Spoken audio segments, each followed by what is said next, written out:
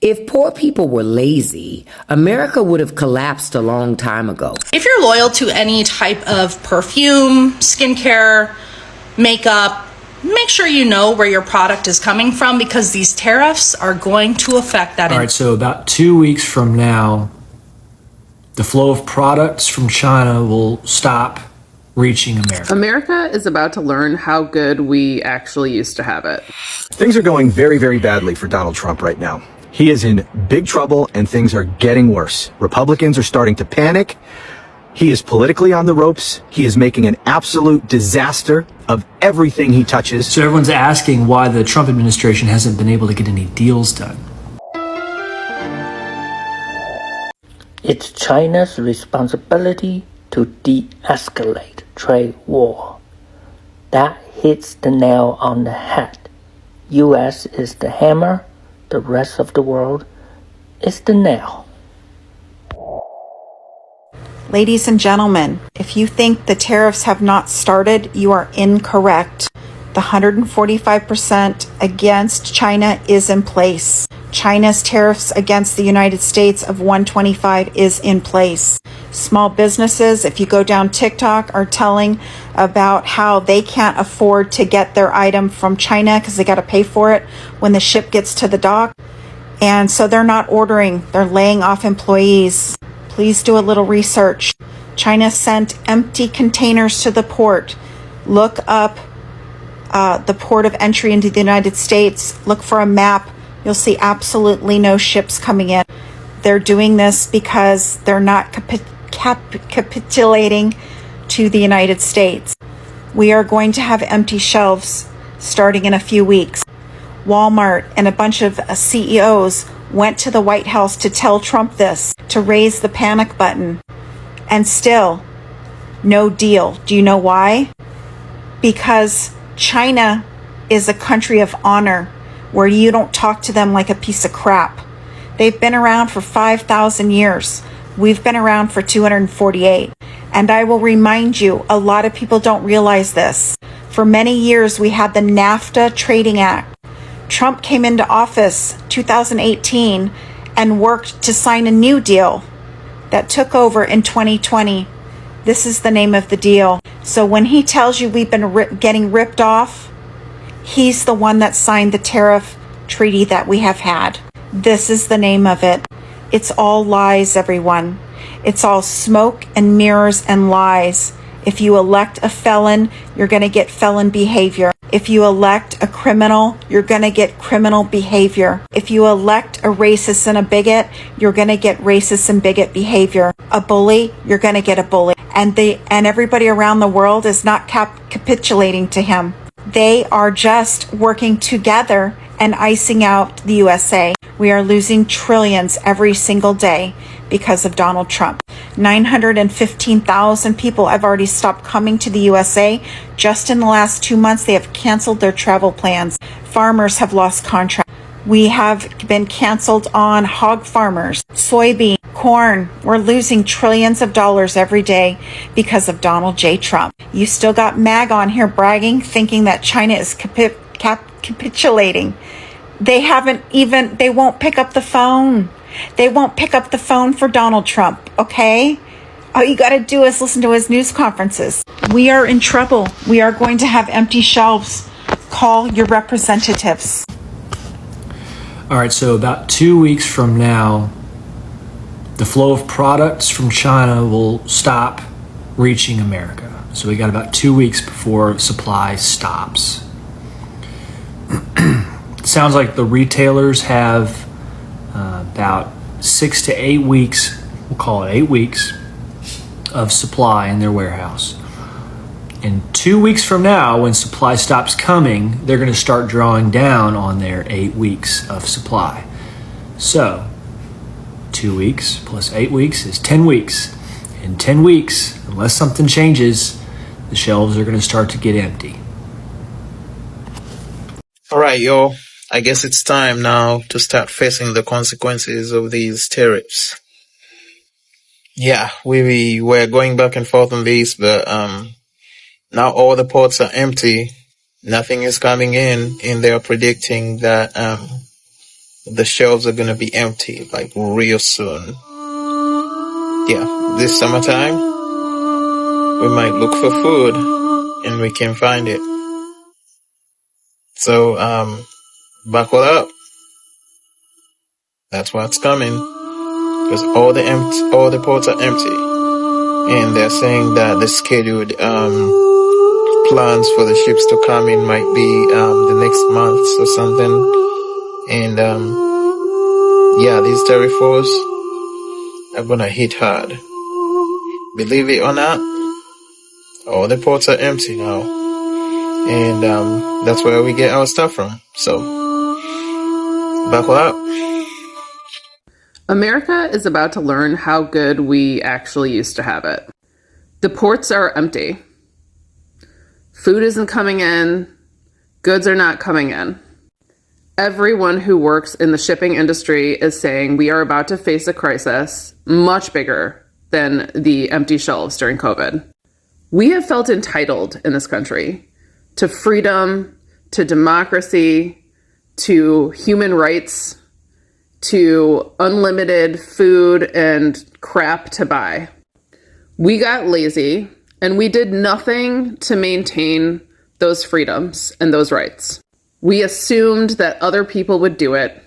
We stopped valuing our own education. We stopped reading. We stopped being kind to other people. We got completely hell-bent on having more stuff, on having more money, on having more whatever, having more fucking Botox in our faces. It's a false ladder that we were taught to climb. And I don't know if this current iteration of Americans has it in them to survive the Great Depression Part 2, but I don't know if we're going to have a choice, babe. So Donald Trump's policies, tariffs, the trolling and the taunts of making Canada into the 51st state of America has left such a bad taste in the mouths of most, if not all, Canadians, to the point where the long-lasting tradition of Canadians coming and crossing the border to shop at our outlets, it's done. It's decreased. It's decreased to the point where the counties in which they used to frequently shop at are suffering. They're suffering now. All right, so I'm going to read off some information, some stats, some numbers that's coming from an article on MSN.com just to put it into perspective on how badly the lack of support from consumer support from Canada is actually starting to affect American economy. So cars traveling across the border into the U.S. are down significantly in 2005. And counties like Erie and Niagara are paying the price through drops in sale tax revenue. In February and March of 2025 alone, 35,619 fewer cars crossed the bridge that connects Canada to Buffalo, New York. Okay? 35,619. They got it down to the exact number. This is the amount that they're not seeing anymore coming in to Buffalo to shop. And during the same time period, they saw 29,537 lesser cars cross the Rainbow Bridge that brings you into Niagara Falls, which is a really big tourist spot. Just keep that in mind. Let me read off this exact sentence. Thanks to President Trump's ongoing war with Canada, Canadians seem to have significantly reduced their interest in traveling to the United States, and the financial ramifications are hard to ignore. And while the Canadian nation is completely over the trolls of Donald Trump calling that their country possibly the 51st state of America, or even referring to their prime minister as a governor, thinking that he was being funny, it's not even the fact that these tariffs that had been imposed on them have made things more expensive, but it's really the Canadian government literally telling their citizens not to travel over here to the United States because of this country's policies on immigration and deportation.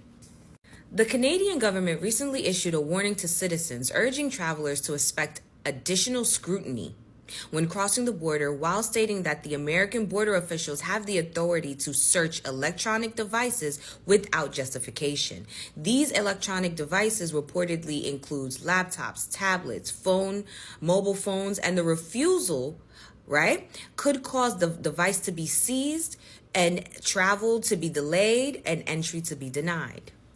There was already a situation where a Canadian woman was detained while attempting to enter the United States at the border. So I'm pretty sure that the news traveled back to the people in Canada, as it should. Less people coming in, the loss of tourism from Canada means that the counties are not making that money. They're not getting that money. That money is not being spent.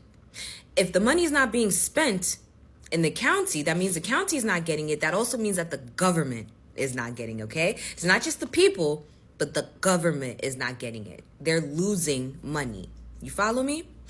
Here, you have the town of Niagara supervisor literally stating in quotations, "We want them back desperately. They are truly missed." And her name is Sylvia V. I can't pronounce her last name, so I'm just going to put the initial. And she shared this information with 7 News WKBW. Okay? Continuing off from Sylvia V's comment or quotation, everybody's budget is impacted by the sales tax revenue. The outlet mall to the town of Niagara is the heart of the town. For all of Niagara County, it provides the majority of sales tax revenue. And I'm going to be honest, I don't see how little towns like that, little counties like Erie and Niagara are going to sustain without tourism. They need that. They needed these Canadians coming in and spending their money. And now we don't have that because of the administration that's currently in place. He done pissed off the Canadians so much where they don't even want to come over here. And it's not even because they don't want to come over here to buy. They don't feel safe coming to America. They don't feel safe coming to America. Their government has literally advised their people to not come to America because they cannot ensure the safety of their people. They cannot ensure that they will not be discriminated against, that they will not be treated unjustly by our border officials. That's why. The slogan went from making America great again to now making America safe again. If you're loyal to any type of perfume, skincare, makeup, make sure you know where your product is coming from because these tariffs are going to affect that industry. I used to work for a very notable brand. And if you were to ask anyone at the brand, "Oh, where are your products from?" we would say it's made in France. And that's true. Products largely made in France. But the components, like let's say this is a skincare product, okay? The components, the container that it's in, made in China. The ingredients, the hyaluronic acid that's in that moisturizer that you love so much, probably from China. The mica powder that was put into your eyeshadow to make it shimmery and gorgeous, China. That mascara you love so much that makes your lashes look like no other mascara can make them look, the wand, probably manufactured in China. The formula very well could have been manufactured here. But the wand, definitely not. Let's say you love a perfume from, I don't know, Dior. Oh, coming from flowers from our Dior gardens. Okay, great. But the bottle, probably made in China. Take advantage of those Mother's Day sales. Make sure to shop at a store that gives their workers commission. Let's say that at the very last minute, China has mercy on Trump and negotiates when it comes to these tariffs, because without China, we're SOL. That could be best case scenario. Okay?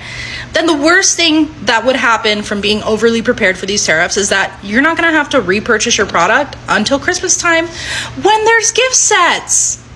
It's a better value anyways.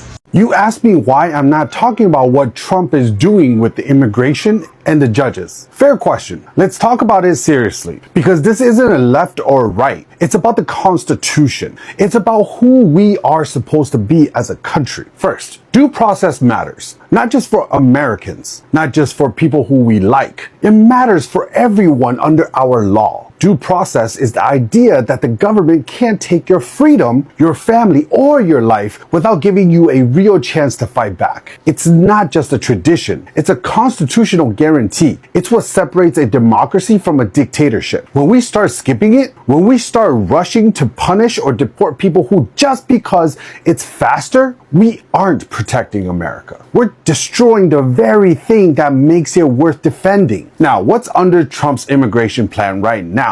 Mothers of US citizens, legal citizens, are being deported, are being arrested at routine ICE check-ins. They are given almost no opportunity to speak with their lawyer or their family members. Then they are deported within 3 days or less. These are mothers of American children, some as young as 2, 4, and 7 years old. One of those children has a rare aggressive form of cancer. ICE deported his mother without properly consulting the doctors or ensuring the continuity of his care. Another woman pregnant was deported without any medical plan for her and her baby. Trump administration claims these mothers chose to take their kids with them. Lawyers and even a conservative Trump-appointed judge are calling that a lie. The evidence shows that ICE gave these mothers no real choice, no alternative, no due process. This isn't securing the border. It's violating the 14th Amendment. It's violating basic human rights. And about the judge you mentioned, Judge Hannah Duncan from Wisconsin, here's what's really happening. She's been arrested but not convicted. She's accused of helping an undocumented immigrant avoid ICE. That immigrant, he wasn't a convicted violent criminal. He was charged but not convicted with a 4th-degree sexual assault and battery and disorderly conduct. In this country, being charged with a crime does not make you guilty. Innocent until proven guilty is not just a technicality. It is a foundation of our legal system.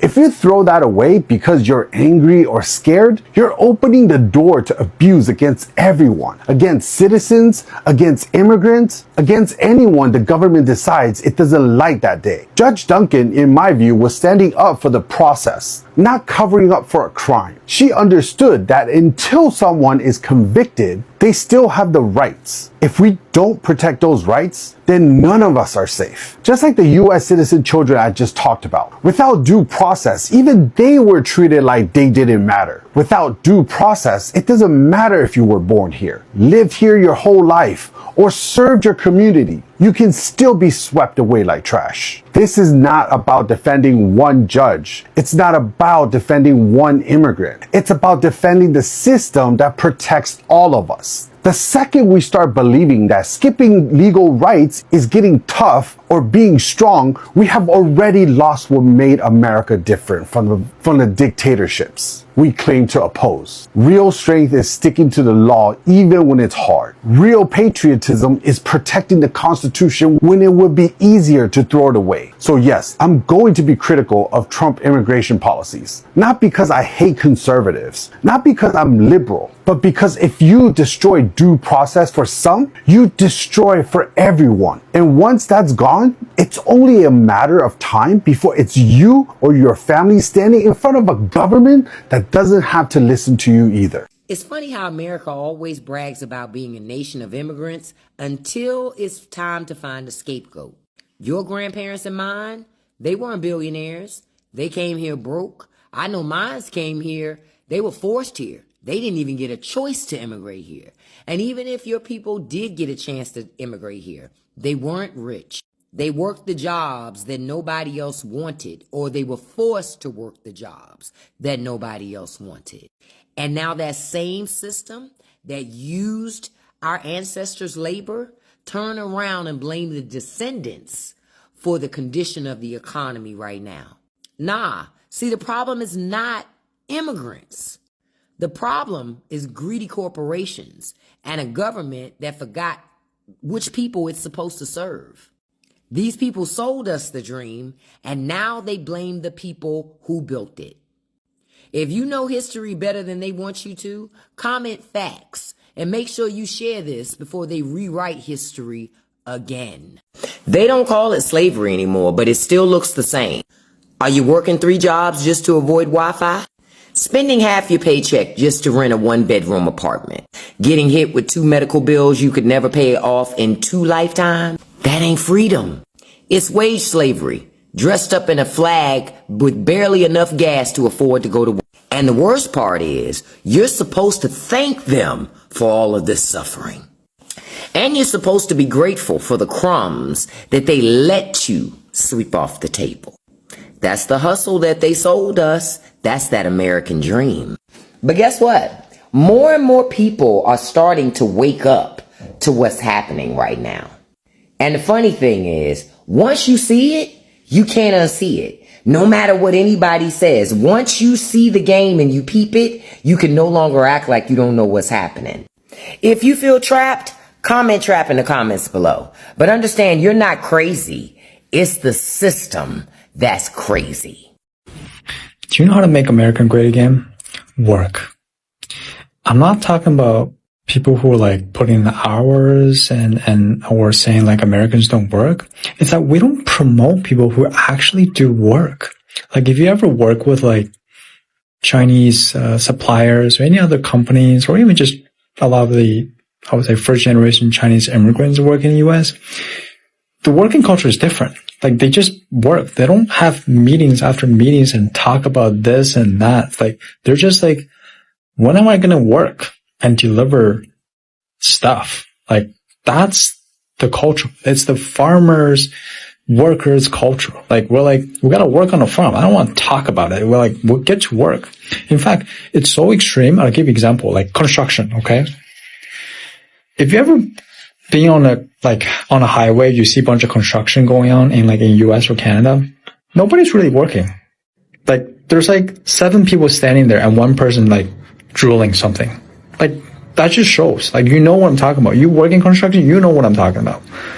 And you go to China, sometimes they work so much, it's so stupid. Like I remember one time seeing like they're working on like this pipe on the sidewalk, and they dig through the entire thing. And then like next day they messed up because they're idiots. Anyways, they messed up and then they had to redo it. But they did it in like 2 days. In Canada or US, the construction site could be like there for years, and nobody does work. Like we're just doing, one person is like working the bulldozer. Obviously you're not going to get results. Like how are you going to build an infrastructure like if everyone just talk about it? They're like, let me write a report, let me talk about a meeting after meeting, and then all those people are actually the ones getting hired and doing the work. So yeah, how to make America great again? Let's work. Let's promote people who actually work and not just people who say they're going to work. No offense, lawyers, but you guys are the ones who say you're going to do work, but then you don't do shit. I'm sorry, but it's true. If poor people were lazy, America would have collapsed a long time ago. Who's cooking your food? Who's driving your deliveries? Who's watching your children? Who's cleaning your buildings? Who's detailing your car? Who's picking up your trash? Poor and working class people run this country every single day. And they do it while working double shifts, juggling side hustles, and raising families. There is nothing lazy about surviving a system that is built to crush you. Funny thing is, it's the lazy billionaires sitting on yachts calling you and me the lazy ones. To that, I always say, miss me with that nonsense. Tag somebody you know that needs to hear this and comment below, we built this. If you are proud of what real people make happen in America every day. Trump is calling Canada 51st day again this morning. I really admire his IQ. He's asking people to vote the right person. At this point, maybe Trump is the Liberal Party spy in United States. He is basically helping Liberal Party. And this is, maybe he's really playing a 5D chess at this point. At this point, even you support Conservative Party, and if you're real Canadian, and you probably know who to vote for. God. Things are going very, very badly for Donald Trump right now. He is in big trouble and things are getting worse. Republicans are starting to panic. He is politically on the ropes. He is making an absolute disaster of everything he touches. Everything that should be going up is going down, and everything that should be going down is going up. This guy is an idiot, and he's doing exactly what we thought he was going to do. Now, he is also an authoritarian thug who wants to be a dictator and is doing things that are illegal and unconstitutional and should result in his impeachment and removal from office. And if we had a Congress that cared about the rule of law, that cared about their own branch of government, then he would be impeached and removed from office. Well, that's not happening right now, but it can happen. And if we do what we need to do politically, I think it will happen. And so let's talk about just how bad things are going for Donald Trump right now. And by the way, I say this and I talk about things like this because I don't want people to give up hope. I see too much defeatism out there, too much fatalism, too many people thinking that there's nothing we can do to stop Donald Trump, that the laws of political gravity don't apply to him. Well, they do. And if you believe that there's nothing we can do to fight back against this, you're wrong. It's time to snap out of that mindset. I understand people have been in a funk ever since the election. And then once he took office, seeing people give in to this man and bend the knee, and people who should be standing up and fighting against him, and institutions that should be standing up against him, not doing so, it's frustrating. It's very discouraging. I get it. But things are starting to turn around. I've been talking about that a lot in the last couple weeks, and I am seeing more and more encouraging signs. And I have an article right here talking about the latest approval poll of Donald Trump. You know, it's the symbolically important 100-day mark. I don't exactly know which day it is. Have we hit that day, or are we about to hit that day? I don't know. But he's been in office for about 100 days. And things are not going well. So this is from ABC News. Headline: Trump has lowest 100-day approval rating in 80 years. Let me read just a few passages from this. Donald Trump, I don't know if the wind is a problem with the audio here. It was not windy just a few minutes ago, but now it's really picking up, so please bear with me. Donald Trump has the lowest 100-day job approval rating of any president in the past 80 years, with public pushback on many of his policies and extensive economic discontent, including broad fears of a recession, and this according to a new ABC News Washington Post Ipsos poll. Get this, 39% of respondents say they approve of how Trump is handling his job as president. 39%. This MFer is now in the 30s. Guys, this is a big freaking deal. Approve how he's handling his job as president, down 6 percentage points from February, while 55% say they disapprove. Only 39% approve of this guy, 55% disapprove. Big deal. Perhaps most threatening to Trump, given his promise of an economic turnaround, is the extent of negative views on the economy. 72% said they think it's very or somewhat likely that his economic policies will cause a recession in the short term. 73% said the economy is in bad shape. 73% said the economy is in bad shape. 53% said it's gotten worse since Trump took office. And for you Trump cultists out there, that's more than half. And 41% said their own finances have worsened, which is as many as those who said so under President Joe Biden last summer. And remember, last summer, when Joe Biden was president, we were told that was the worst economy ever. And it's this, people have the same sentiment now as they did back then. Things haven't gotten any better. And that number was that their own finances have gotten worse. So 41% say their own finances have gotten worse. Same number as when Joe Biden, the worst president ever, according to the Trump cult, was in office. 62% said prices, which as a candidate Trump pledged to curb, are rising. 62%. That's got to include a lot of Republicans and a lot of people who voted for Donald Trump admit that prices are rising. But I thought prices were going to come down starting on day one. Isn't that what he promised? Yes, he did. And just 31% in this poll said they accept Trump's argument that the economy will emerge with a stronger foundation for the long term. Only 31% think the economy is going to be stronger in the long term because of Donald Trump. Because that's what they're saying right now with these tariffs. Oh, there's going to be short-term pain but long-term gain in the economy because he has to do all these things to correct all the problems in the economy, and then everything's going to be great, right? Well, Only 31% are buying that line of bullshit. So pretty much we're getting close to the point where it's only his hardcore cult supporters who are believing this crap. I don't think we're quite there yet, because 31%, I think that's quite a bit more than just his cult. I don't think his cult, people think his cult is about a third of the electorate. Some people think it's 40%. I don't think it's anywhere near that. I think it's maybe 20%, maybe 25 at the absolute most. I think the size of his cult is greatly exaggerated. Because one of the things that gives the impression that they're bigger than they are is that they are the loudest people. They're the ones most in your face, right? So especially if you are online a lot, if you're on social media a lot. So you're telling me within 24 hours of J.D. Vance being in India and taking photos in front of the Taj Mahal, now India and Pakistan are about to wage war once again? 9 U.S. children confirmed have been deported. 9 confirmed United States-born children deported. 3 with medical issues. 2 complex. 1 recovering from cancer. Now what? You've been screaming to me. Like half of you have been screaming how, ooh, he's not a citizen. Now what? What's going to be your excuse about this? Tell me. I want to hear it. 9 children born on our soil deported. Details are in the body of the post. But yeah, what's your excuse now? Why doesn't the 5th and the 14th Amendment apply to them? Someone tell me, please. If it doesn't apply to them, then it doesn't apply to you for fucking sure. Everyone's asking why the Trump administration hasn't been able to get any deals done. I'm going to tell you why. It's because the people that are negotiating on behalf of the other countries are smart, and they know they have all the leverage in the negotiation.